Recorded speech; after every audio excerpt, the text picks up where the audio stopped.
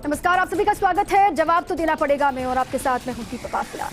अफगानिस्तान यानी वो नाम जो आज अपने वजूद के लिए तरस रहा है और पूरी दुनिया उस देश की बर्बादी देख रही है। हर तरफ चीख और पुकार का शोर भले ही कुछ समय के लिए थम गया हो, लेकिन जो तस्वीरें बीते कुछ दिनों में वहां से सामने आ रही हैं वो वाकई दिल को दहला देने वाली है। इसी बीच वहां के कुछ व्यापारी भी भारत में रुके हुए हैं जो तालिबानियों के आने से पहले भारत आ गए थे, लेकिन व्यापार तो पूरी तरीके से ठप हो चुका है। और इतना ही नहीं, भारत की ओर से भी अफगानिस्तान में काफी बड़ा निवेश किया जा चुका है, जिसमें भी पूरी तरह नुकसान ही अभी फिलहाल दिखाई दे रहा है। ऐसे में क्या होगा भारत के निवेश का भविष्य, आज बहस इसी मुद्दे पर।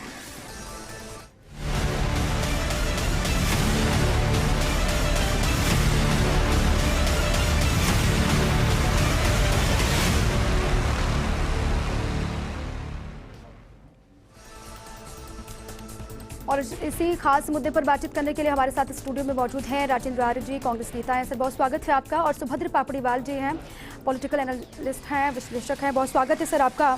सबसे पहले सुभद्र जी, आपसे ही मेरा सवाल है, क्या होगा वहाँ पर, क्योंकि अभी तालिबान का राज वहाँ पर आज गया है, अब पूरी दुनिया की नजरें टिकी हुई हैं। अभी अफगानिस्तानी जो लोग हैं, अफगानिस्तानी हैं, उन्हीं की जान खतरे में वहाँ पर है। ऐसे में जो भविष्य है निवेश का, हिंदुस्तान का, जो हिंदुस्तान ने निवेश किया बरसों से वहाँ पर, उसका क्या होगा? देखिए, पहले तो जो निवेश को जिस संदर्भ में समझ रहे हैं, पहले उसको समझना जरूरी है कि ये निवेश कोई बिजनेस इन्वेस्टमेंट नहीं था भारत का। It was expenditure of goodwill only. ये निवेश नहीं है, ये कोई रिटर्न के लिए किया गया। ये 23,000 करोड़ रुपया जो खर्च किया है भारत ने, ये इस 20 साल के दरमियान भारत की एक सोची समझी, एक बहुत ही बैलेंस विदेश नीति जो एक डॉक्ट्रिन है भारत का, जो इर्रेस्पेक्टिव ऑफ गवर्नमेंट्स है, जो किसी गवर्नमेंट से संबंधित नहीं है कि वो यूपीए गवर्नमेंट का डॉक्ट्रिन है या एनडीए गवर्नमेंट का डॉक्ट्रिन है, लॉन्ग टर्म डॉक्ट्रिन है भारत का। उस डॉक्ट्रिन के तहत गुडविल जेस्चर के तहत खर्च किया गया है। ये किसी व्यापार के अंदर या उद्योग में या किसी इंडस्ट्री में इन्वेस्टमेंट नहीं किया गया है जिसका रिटर्न ले रहा है। आप कल्पना कीजिए कि एक सड़क के ऊपर या एक स्कूल या कॉलेज या संसद भवन या डैम या एक पानी पन बिजली योजना, उसमें से आप कुछ निकाल सकते हैं। It's not a business investment, right? तो पहली बात तो इस भ्रांति को यही समाप्त कीजिए कि भारत का कोई पैसा वहां फंसा है या डूबा है। It was an expenditure of goodwill, ठीक है। अब दूसरी बात जो आप कह रहे हैं कि तालिबान की सरकार आ गई है, बड़ा लंबे बहस का विषय है। पहली बात तो कि वो पावर ट्रांसफर जो हुआ है वो एज सच पॉलिटिकल दृष्टि से अभी तक नहीं हुआ है। कुछ देशों की राजनीतिक मजबूरियां हैं, राजनीतिक प्राथमिकताएं हैं। चीन और पाकिस्तान हो सकता है कि उन्होंने उसको शपथ लेने से पहले ही, सरकार का गठन होने से पहले ही, सरकार की उनकी पहली लोया जिरगा की कोई मीटिंग हुई नहीं है, उससे पहले ही उनकी बैठक होने से पहले ही उनको मान्यता देने की जल्दबाजी कर रहे हैं। वो राजनीतिक मसला हो सकता है। अभी वहाँ पर नॉर्दर्न अलायंस है, उसके अलावा जो डुरंड रेखा के झगड़े हैं तालिबान और पाकिस्तान के, इसके अलावा दोस्तम और सालेह की जो चुनौतियाँ हैं, जो अहमद मसूद की जो चुनौतियाँ हैं, वो पहली बार आप देखिए कि पिछले वाले तालिबान में, इस वाले तालिबान में एक बड़ा फर्क है कि पिछले तालिबान के सामने खुलकर के सामने आने की किसी की हिम्मत नहीं थी। इस बार तालिबान ने अभी तक सरकार का गठन नहीं किया है और कम से कम 10 ताकतवर समूह चारों तरफ से घेर करके खड़े हो गए हैं। ना सिर्फ खड़े हो गए हैं, काबुल और कंधार जैसे शहरों के अंदर औरतें जो कि डरती थी अपना पंजा बाहर निकालने को, वो हजारों की संख्या में प्रदर्शन कर रही। यानी कि अभी सरकार का ट्रांसफर ऑफ पावर प्रॉपरली हुआ नहीं है। इसलिए मैं अभी आशंकित हूं कि क्या तालिबान की सरकार बहुत सॉफ्टली वहां पर बन जाएगी, उसके बाद राजनीतिक रिपरकशंस होंगे। और तीसरी महत्वपूर्ण बात जो आपको ध्यान देने की है वो ये है कि तालिबान ने भी भारत का जो विनियोग वहां हुआ है, नियोग हुआ है, वहां जो इन्वेस्टमेंट हुआ है, उसकी प्रशंसा की है, उसकी सुरक्षा करने की गारंटी दी है, क्योंकि अल्टीमेटली वो किसी बिजनेस इंटरेस्ट के नहीं, अफगान जनता के इंटरेस्ट के लिए और वहां के इंफ्रास्ट्रक्चर के लिए था। इसलिए तालिबान ने उसका भी समर्थन और स्वागत किया। लेकिन जो आप कह रहे हैं कि 2.0 जो तालिबान का वहां पर इस वक्त विराजमान हुआ है, जो काबिज हुआ है, वो 1.0 से अलग है, आप ये बताना चाहते हैं? नहीं, बिल्कुल नहीं कह रहा मैं ये बात। अच्छा, आपने कहा 2.0 में मार्केटिंग स्ट्रेटेजी डिफरेंट है उनकी। अच्छा, उनकी मार्केटिंग, उनका फसाड बदला हुआ है। जो बयानबाजी है वो जो नए लड़के आए हैं उसमें वो इंफॉर्मेशन सुपर हाईवेज की दुनिया से चलकर आए हैं। वो आईटी नेटवर्क को जानते हैं, संसार के सोशल मीडिया की पावर को जानते हैं। ये सब नए लड़के, पढ़े लिखे जमात के लड़के आए हैं, ठीक है। तो आप यूं समझिए इसको कि अभी जो नया जो तालिबान है वो मुल्ला उमर की लाइन पर है, उसमें कोई संदेह नहीं है। वो मुल्ला उमर के सक्सेसर हैं, और जो 3 घटक है तालिबान के वो बाई एंड लार्ज सब उसी मानसिकता के। अभी नहीं कह सकते हम उनके बारे में कि उनका जो अभी फसाद बनाने के लिए जो मार्केटिंग स्ट्रेटेजी है उनकी, उसमें नए लड़के को जो भेजा है वो उस तरह की बात कर रहे हैं। लेकिन जो तालिबान में ग्राउंड पर रियलिटीज दिखाई दे रही हैं वो रियलिटीज बिल्कुल जुदा हैं। वो 2.1 की 2.0 की तरह ही दिखाई दे रही हैं, वो नया कुछ भी नहीं है उसमें। हाँ, लेकिन अभी तक हो सकता है ना सुभद्र जी, क्योंकि वैश्विक स्वीकार्यता भी उनको चाहिए, इस वजह से भी जो दिखाया जा रहा है स्ट्रेटेजी राइट, वेरी राइट। हाँ, वही मैं कह रही हूँ ना कि हो सकता है जो अभी दिखाया जा रहा है वो महज दिखाने के लिए कतनी और करनी में हमेशा अंतर तो रहा है तालिबान। लेकिन दुनिया के देश जो है इतने भोले तो नहीं है कि वो उनके एक स्पोक्स पर्सन के बोल देने से इंप्रेस हो जाएंगे। वो ग्राउंड रियलिटीज देख रहे हैं, वहां पर लड़कियों के साथ में, औरतों के साथ में, आम आवाम के साथ में जो कुछ हो रहा है, जो कुछ भी घटित हो रहा है वो ग्राउंड पे दिखाई दे रहा है। मुझे अंदाजा है कि 10-15 दिन तक अभी कैमरा और जो वीडियो कैमरास जेबों में रहते हैं वो अभी शायद चलेंगे,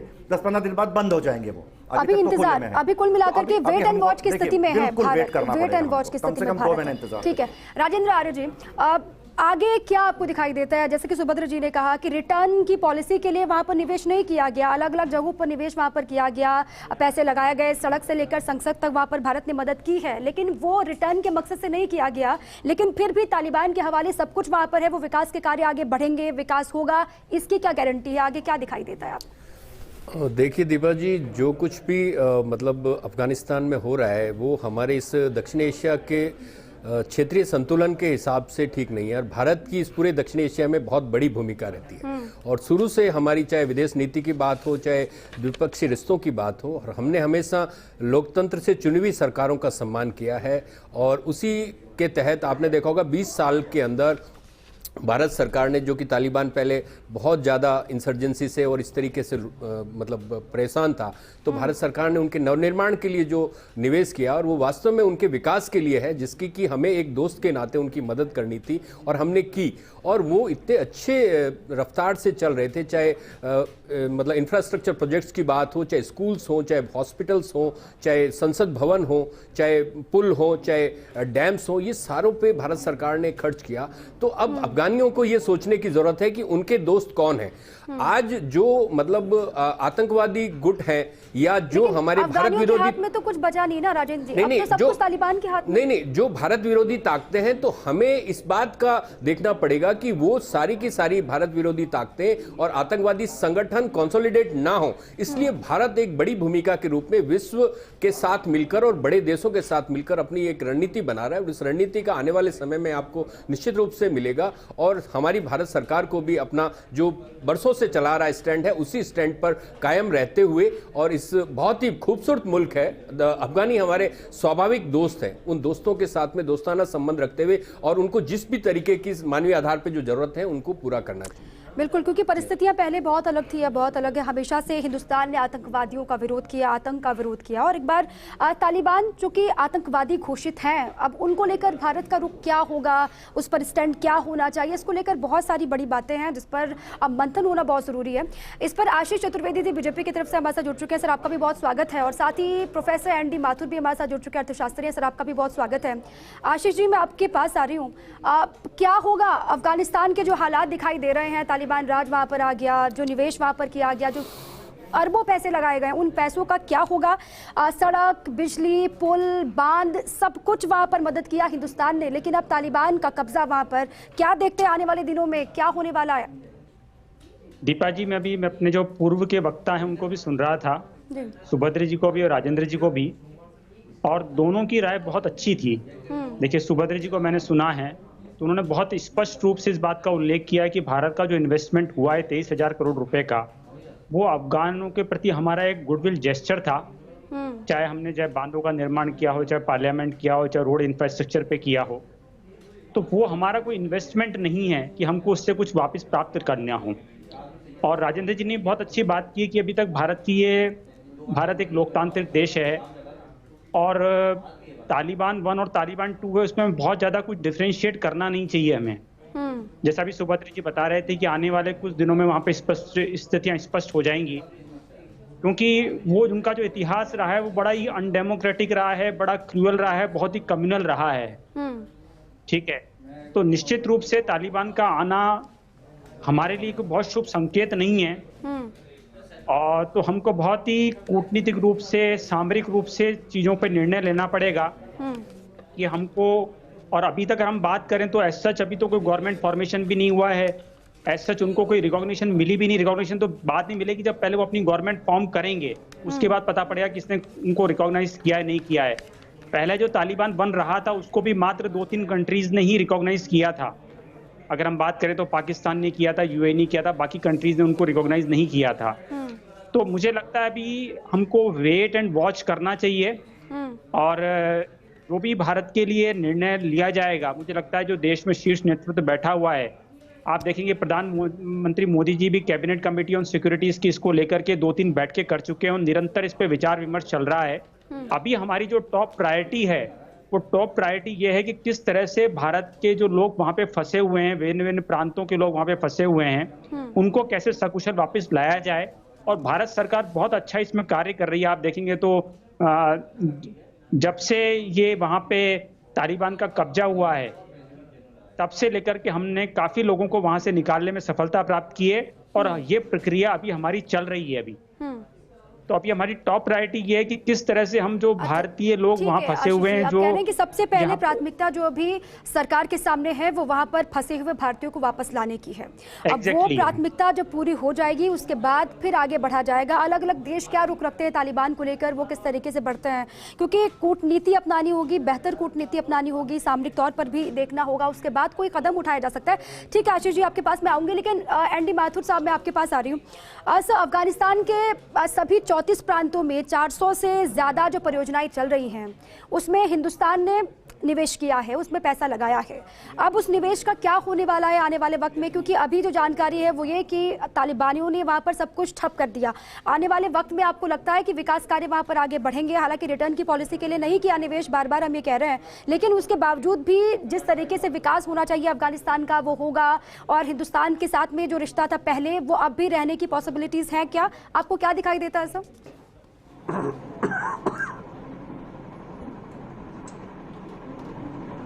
देखिए, मुझे लगता है हमारी लगभग 400 परियोजनाएं वहां पर चल रही हैं। और जारांग दिलाराम हाईवे जो 218 किलोमीटर की सड़क है, या स्टोर प्लेस है, सलमा डैम है, पावर इंफ्रास्ट्रक्चर जो नॉर्थ काबुल में हम बना रहे हैं, या कम्युनिटी डेवलपमेंट की लगभग 100 परियोजनाएं चल रही हैं। लेकिन अभी जैसा मेरे पूर्व वक्ताओं ने कहा है कि हमारी पहली प्राथमिकता जो फंसे हुए भारतीय उनको निकालने की है। दूसरा, भारत हमेशा लोकतंत्रीय ताकतों को ही जो है वो प्रबल करता रहा है, इसलिए तालिबान का आना हमारे लिए बहुत अच्छा संकेत नहीं है। और मैं समझता हूँ आने वाले समय में अनिश्चितता बनी रहेगी, व्यापार में भी अनिश्चितता बनी रहेगी। और इस अनिश्चितता की वजह से जो निर्यात हमारे जो परियोजनाएं हैं उनको थोड़ा सेटबैक मिलेगा। और ये परियोजना हो सकता है तालिबान द्वारा आगे न बढ़ाई जाए।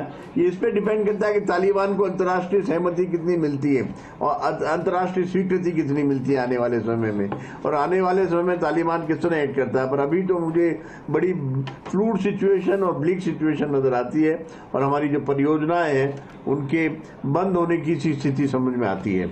लेकिन निर्यात आयात की बात करें हम, तो हम करीब आयातों में सूखे मेवे, कारपेट, वूल, वॉलनट, एलमंड्स, पाइन नट, पिस्ता, एप्रिकॉट, चेरी, जड़ी बूटियां, मेडिसिनल वहाँ से मंगाते हैं। और लगभग चाय, कॉफ़ी, काली मिर्च, कॉटन जो है वो निर्यात करते हैं। और $1.5 बिलियन का जो है वो ट्रेड रहा है हमारा पिछले साल, इस साल भी रहा है $1.4 बिलियन का।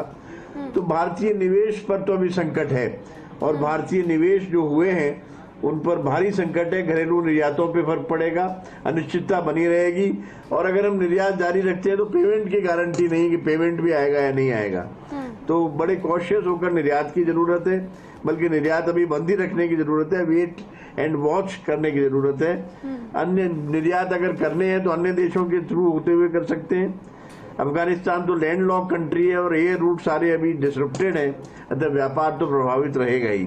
तो द्विपक्षीय व्यापार में भी हमें जो है अफगानिस्तान से संभल के चलना होगा और खत्म ही करना होगा लगभग इस समय, और वॉच करना पड़ेगा कि आने वाले समय अंतर्राष्ट्रीय सहमति या स्वीकृति तालिबान को कैसे मिलती है और हमें किस तरफ आगे बढ़ना है, कैसे आगे बढ़ना है। ठीक है, बहुत कुछ करना होगा, लेकिन कब करना होगा इसी को लेकर बंधन हो रहा है। वो वक्त कब आएगा, अभी फिलहाल देखा जा रहा है, आंका जा रहा है। सभी की भूमिका को देख करके ही हिंदुस्तान आगे बढ़ेगा। ये बहुत बड़ी चुनौती भी है हिंदुस्तान के सामने। सुभद्रा जी, एक बार फिर से मैं आपका रुख कर रही हूँ, क्योंकि ये तो भारत की नीति रही है ना, ये तो परंपरा रही है भारत की कि जब भी किसी पड़ोसी मुल्क में सत्ता परिवर्तन होता है तो नेगोशिएट करता है भारत। क्या अफगानिस्तान में भी वैसा होता हुआ कभी दिखाई देगा आने वाले वक्त में? वैसा ही भारत करेगा? ये अभी परिप्रेक्ष्य जो ताज़ा हैं उसको देखकर आपको लगता है? क्योंकि बहुत मुश्किल है, वहाँ पर 1700 से ज़्यादा भारतीय रहते हैं, निकालने की कवायद लगातार हो रही है। जैसे कि आशीष जी ने भी कहा, सबसे पहले प्राथमिकता उनको निकालने की है, लेकिन नेगोशिएशन की कोई तस्वीर आपको आने वाले वक्त में दिखाई देती है? अगर हाँ तो कब तक? देखिए, सबसे पहले तो एक पॉलिटिकल एस्टेब्लिशमेंट वहाँ बनता है, उसको राजनीतिक एक दल का और राजनीतिक नेतृत्व का और एक सरकार का दर्जा दिया जाता है। सबसे पहला कदम तो ये होगा कि भारत की सरकार उसे औपचारिक रूप से सरकार मान लेती है। उसके बाद आगे की बात होगी। जो बाइलेटरल ट्रेड की बात है, लगभग 10,000 करोड़ का हमारा उनके साथ में ट्रेड है, ठीक है। वो 10,000 करोड़ का ट्रेड कई कुछ कमोडिटीज़ ऐसी है जिसमें काफ़ी इंपॉर्टेंट है, काफ़ी बड़ी संख्या वहाँ से ड्राई फ्रूट्स खास तौर से वहाँ से आते हैं। हालांकि मोस्ट इंपॉर्टेंट चीज़ें तो नहीं आती हैं वहाँ से, लेकिन ड्राई फ्रूट्स, कुछ मसाले, हींग वगैरह वो वहीं से आते हैं। लेकिन वो सब नेगोशिएशन की जो आप बात कर रहे हैं, वो प्रश्न यह उठता है कि वो नेगोशिएशन किससे किया जाएगा, जब तक कि वहाँ पर औपचारिक रूप से कोई सरकार अपना स्थान ग्रहण करके और वहाँ पर अपनी संसद में कार्रवाई शुरू नहीं कर लेती, संवैधानिक तरीके से, तब तक किससे बात की जाए। क्योंकि अभी तो वहाँ मैंने आपको निवेदन किया कि 3 तो गुट खुद तालिबान के भीतर हैं जो आपस में संघर्ष कर रहे हैं, और उसके अलावा 4 समूह ऐसे हैं जो कि तालिबान को चारों तरफ से चुनौती दे रहे हैं और बड़े ताकतवर समूह हैं। साले जो हैं उपराष्ट्रपति रहे हैं वहाँ के, वो खुद एक समूह का नेतृत्व कर रहे हैं, नॉर्दर्न अलायंस का, उसके साथ में वो चुनौती दे रहे हैं। पहली बार ऐसा हुआ है कि वो चुनौती सड़कों पर आ रही है, वो थ्योरेटिकल चुनौती नहीं है, प्रैक्टिकल है वो। तो तालिबान जो अपना 2.0 फेस बनाने की कोशिश कर रही है, उसको ये लोग इतनी आसानी से नहीं चलने देंगे। तालिबान को गोलियों का मुंह खोलना पड़ेगा, बंदूकों का मुंह खोलना पड़ेगा। अमेरिका ने सारा कुछ दे दिया है तालिबान को। मुझे लगता है अमेरिका पासवर्ड भी दे गया है उनको, इलेक्ट्रॉनिक्स के अपने, उनके सारा डाटा बैंक भी दे गया है अमेरिका, सारी बंदूकें दे गया है, उनकी हमवी व्हीकल्स दे गया है, टैंक दे गया है, विमान भी दे गया है, हेलीकॉप्टर भी दे गया है। अमेरिका की कोई भी इक्विपमेंट बिना पासवर्ड के नहीं चलता है, और वो लोग चला रहे हैं। आप कल्पना कीजिए, इंटरनेशनल जो इसकी डिप्लोमेसी है उसको देखिए कि अमेरिका के इक्विपमेंट्स को कैसे चला रहे हैं। उनकी हमवी जो है बिना पासवर्ड के नहीं चलती है। 10-15 करोड़ रुपए की एक आती है, 300-400 हमवियां छोड़ के आए हैं वो। उनके विमान चल रहे हैं, हेलीकॉप्टर चल रहे हैं, उनकी कुछ बंदूक और कुछ एंटी एयरक्राफ्ट जो उनकी जो गन्स हैं वो भी पासवर्ड से चलती हैं, और उनका पूरा इलेक्ट्रॉनिक सिस्टम यूं का त्यों बिल्कुल इंटैक्ट मिला है तालिबानियों को। अमेरिका चाहता तो वो अफगान की मिलिट्री को भी देके जा सकता था। उस समय तक तो गनी जो थे बैठे हुए थे ना, उनको अशरफ गनी को देके जाता था। लेकिन अमेरिका ने क्या योजना, ध्यान दीजिए इस बात पर, इंटरनेशनल डायनामिक्स क्या है। गनी तो अपनी सेना को वहां पर कमजोर करने में लगे हुए हैं कितने सालों से। क्या पता, ये तो आफ्टर मैथ है, ये तो आपने परसों के बाद सोचना शुरू किया है, ये तो आपने परसों के बाद सोचना शुरू किया है। लेकिन उससे पहले अमेरिका ने लगभग डायरेक्टली सारा वीपनरी जो है अपनी, सारा इंफ्रास्ट्रक्चर तालिबान को सुपुर्द किया है। ये इंटरनेशनल जो डायनामिक्स है, पॉलिटिकल डायनामिक्स, पे नजर दौड़ाइए कि आखिर ये बड़े देश करना क्या चाह रहे हैं। मुझे नहीं लगता कि अभी तक किसी भी इंटरनेशनल एनालिस्ट ने इस बात पे रोशनी डाली है कि ये अमेरिका कर क्या रहा है, क्यों कर रहा है। आज तक ये जवाब नहीं आया। हमारे सारे विश्लेषकों को ये सोचना है कि अमेरिका का इंटेंशन क्या था, क्यों रातों रात भागा। ऐसा डरपोक नेशन तो था नहीं, इंफ्रास्ट्रक्चर तो बहुत बड़ा था उसका, और तालिबान को एक बंदूक की गोली नहीं चलानी पड़ी, और वो सीधा काबुल के अंदर तक घुस गया, संसद तक घुस गया। और अमेरिका की 10,000 की सेना आज भी काबुल एयरपोर्ट पर बैठी हुई है, और वो आने जाने वाले सारे विमानों को गवर्न कर रही है। कौन कर रही है? अमेरिका की फौज, hand in hand with Taliban. एक भी गोली शूट नहीं हो रही आपस में एक दूसरे के खिलाफ। ध्यान दीजिए इस बात पे कि अमेरिका और तालिबान के बीच में एक भी गोलाबारी नहीं हो रही है। देखिए, तो ये लफड़ा है क्या एक्चुअली? अमेरिका चाह क्या रहा है, ये किसी के समझ में नहीं आ रहा है। चाइना के भी समझ में नहीं आ रहा है, पाकिस्तान के भी समझ में नहीं आ रहा है, चाह क्या रहा है। तो अभी तो इस बात पे ध्यान दीजिए कि जो डायनामिक्स है, वहाँ की पॉलिटिकल डायनामिक्स है, किस दिशा में जा रही है। इसलिए भारत का केवल चुप रहना, केवल एक ऑप्शन है भारत के पास में कि केवल चुप रहे। क्योंकि मुझे लगता है कि भारत में भी कोई विरला ही होगा जिसको ये गणित समझ में आ रही होगी कि गेम चल क्या रहा है। अभी गेम ही समझ में नहीं आ रहा, किसी के भी समझ में नहीं आ रहा है। बिल्कुल। और ये अमेरिका ने क्यों किया, ये तो सबसे बड़ा सवाल है ना सुभद्र जी। इसको किसी को लेकर पता तो नहीं है। पूरी दुनिया ये देख रही है, ये जानने की कोशिश कर रही है कि आखिर इसके पीछे की रणनीति क्या हो सकती है। अगर कोई रणनीति है तो वो कब तक सामने आएगी, अगर सामने आती है तो उसके बाद ही दुनिया के और देश भी आगे बढ़ पाएंगे ना, क्योंकि वो भी देख रहे हैं, अभी वेट एंड वॉच वो भी कर रहे हैं। राजेंद्र आर्य जी, अभी की ताज़ा जो स्थिति है वहाँ पर, उसको देख करके आपको क्या दिखाई देता है? हिंदुस्तान के सामने चुनौतियाँ, क्या बहुत बड़ी चुनौती इस वक्त सामने खड़ी है? क्योंकि अब दो रास्ते कहीं ना कहीं इस वक्त दिखाई देते हैं। एक, या तो फिर अफगानिस्तान से रिश्ते ख़त्म करे भारत, जो कि आसान नहीं है, या फिर दूसरा तरीका वो कि 90 के दशक के रोल में एक बार फिर से चला जाए, जो कि आसान नहीं है। अब ऐसे में सबसे बड़ी चुनौती क्या हिंदुस्तान के सामने?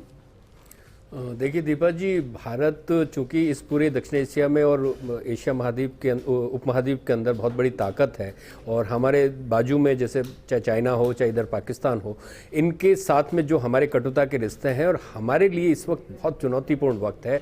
और हमें अपने जो क्षेत्रीय संतुलन का जो मामला है, या हमारी जो पूरे एरिया के अंदर जो हमारे बड़े भाई का जो रोल रहा है, भारत को उस रोल की तरफ देखना चाहिए। और जो बड़े देश हैं, जैसा कि सुभद्र जी ने कहा कि अमेरिका ने एकदम से ऐसा किया, तो हमें अपने हितों को साधते हुए और क्षेत्रीय संतुलन को साधते हुए बहुत बड़ी भूमिका निभाने की जरूरत है। और फिर मैं बार बार कहता हूं कि हम लोकतंत्र द्वारा चुनी हुई सरकारों का सम्मान करते हैं, और हमारा डेमोक्रेसी में और मतलब क्षेत्रीय संतुलन है और शांति, विश्व शांति का हम संदेश देते हैं। तो हम किसी भी तरीके के खून खराबे को, और जो भी है मानवीय जो मानवाधिकार हैं उनके हनन की जहां तक बातें होगी, चर्चा तो उसमें अगर हिंदुस्तान करने की तरफ आगे बढ़ेगा, नहीं निश्चित रूप से, तालिबान को भी अभी तो उसी तरीके से रिएक्ट करना होगा ना। अब वो खून खराबे पर उतर आएगा तो फिर हिंदुस्तान थोड़ी ना। नहीं, तालिबान थोड़ा सा आपने देखा होगा कि तालिबान इस वक्त बहुत ही मतलब अपने बदले हुए स्वरूप के सामने आ रहा है। तो अब देखते हैं कितने दिन तक वो इस रोल में रहता है, क्यों कर रहा है, जैसे जैसे चीजें है, जबकि ऐसा नहीं है, पूरी दुनिया ये जानती है। एनडी माथुर साहब, एक बार फिर से मैं आपके पास आ रही हूँ सर, क्या सबसे बड़ी चुनौती आपको दिखाई देती है हिंदुस्तान के सामने? जो निवेश वहाँ पर किया गया उसका क्या, और चुनौती क्या है जिससे निपटना बहुत मुश्किल अभी दिखाई दे रहा है हिंदुस्तान के लिहाज से, और सुलझाना भी, उस चुनौती को पार पाना भी बहुत ज़रूरी है, क्योंकि एक स्टैंड तो क्लियर करना होगा ना। सभी इंतज़ार कर रहे हैं कि सरकार क्या करती है, उसका रुख क्या होता है। देखिए, हमने जो कुछ निवेश किए हैं इसके बारे में तो हम जानते थे कि हम सहायता कर रहे हैं ये सब, और इससे हमें कोई बहुत प्रॉफिट की आशा या इनकी तो नहीं थी पहले भी। लेकिन हमें इस बात को ध्यान रखना चाहिए कि हमें लोकतंत्रीय ताकतों को ही वहाँ संबल करना है। तो हमें ये देखना चाहिए, चुनौती सामने ये है, हमें ये देखना चाहिए कि वहाँ खून खराबा ना हो और क्षेत्रीय संतुलन बना रहे, भारत साउथ एशिया की एक ताकत के रूप में बना रहे, और वहाँ पर मानव अधिकारों का हनन न हो। जो परियोजनाएं हमारी चल रही हैं उनका तो हमें पता था, हम उनकी सहायता कर रहे हैं, और उस सहायता में तालिबान जो है वो कहीं से भी जो है तालिबान की विचारधारा, ये जो आतंक की विचारधारा है, ये हमारे साथ मेल नहीं खाती है, और अभी तक भारत ने मान्यता भी नहीं दी है तालिबान को। तो इसलिए हमारे सामने सबसे बड़ी चुनौती इस बात की है कि हम ये देखें कि हमारे आसपास मानवाधिकारों का हनन ना हो, खून खराबा ना हो, हिंसा ना हो, और हम एशिया की एक बड़ी ताकत के रूप में बने रहे, बड़े भाई का रोल निभाते रहे, और क्षेत्रीय संतुलन डिस्टर्ब ना हो। और अगर अब तालिबान के आने से क्षेत्रीय संतुलन डिस्टर्ब होता हो तो उसको हम कैसे रोक सकते हैं, उसको कैसे स्ट्रेटेजिकली उससे निपट सकते हैं, इस पर हमें विचार करना चाहिए। बिल्कुल, क्योंकि बहुत मुश्किल है। तालिबान आतंकी घोषित है, अब वो सत्ता में आता है, सत्ता को चलाता है, उसके बाद फिर उसके साथ समझौता करना, जो विकास के कार्य वहाँ पर चल रहे हैं, समझौता करके उसको आगे बढ़ा पाना, ये हिंदुस्तान के लिए भी बहुत मुश्किल है। अब नज़र यही सरकार का रुख क्या होता है, स्टैंड क्या होता है, जो निवेश वहाँ पर हिंदुस्तान ने किया सालों से, उस निवेश का क्या, ये बहुत सवाल है जिसको लेकर हर हिंदुस्तानी की निगाह सरकार पर टिकी हुई है कि सरकार कुछ आगे बढ़े, अपना स्टैंड क्लियर करे, तो पता चले कि आखिर आगे अफगानिस्तान में क्या होने वाला है। चलिए, बहुत शुक्रिया आप सभी का चर्चा में शामिल होने के लिए, अपनी बात रखने के लिए।